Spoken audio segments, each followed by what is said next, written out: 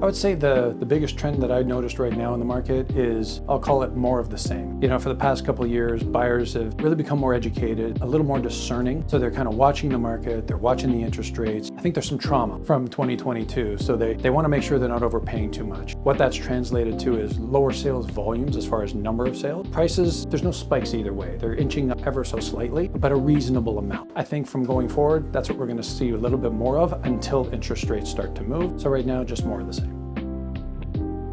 Okay, so market shifts in the coming months is really going to be dependent on what happens with the interest rates. So in April, the Bank of Canada held the interest rates, but the expectation from everything we're hearing is that there could be and probably will be a quarter-point drop in June. If that happens, I think you're going to start to see a little bit of loosening of the buyer market. I think there's a lot of pent-up demand, but buyers they're sitting on the sidelines, they're taking a look, they're waiting, they're seeing. And I think once interest rates start to move, I think that's when we're going to start to see a little bit more buyer activity, because they're going to feel a little bit more confident in where they're going, and then the interest rates, of course, coming down make buying a little bit more affordable.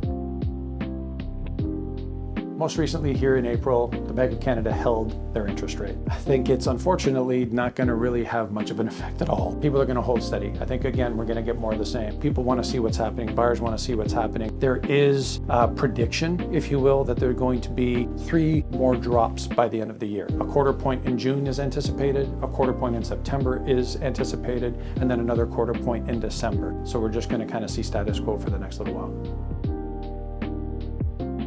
This is a question I get all the time. There's benefits and detriments to both. If you buy now before the interest rates drop, I guess it really comes down to this. If you can qualify for a variable rate mortgage right now, the benefit is you get in before the bulk of the buyers decide to jump in. Once interest rates start going down, it loosens up the buyer market. More buyers come out of the woodwork. Generally speaking, will drive prices up. We're at less than 2.5 months of inventory right now. So it's still a seller's market, but the buyers are kind of being very discerning about what they're doing. Once interest rates start to go down, they start to come out of the woodwork and things start to activate. So if you can afford the variable interest rate right now, the benefits are you get in before the prices start to jump, but then you take advantage of those price drops in the interest rate and your mortgage rate starts to go down.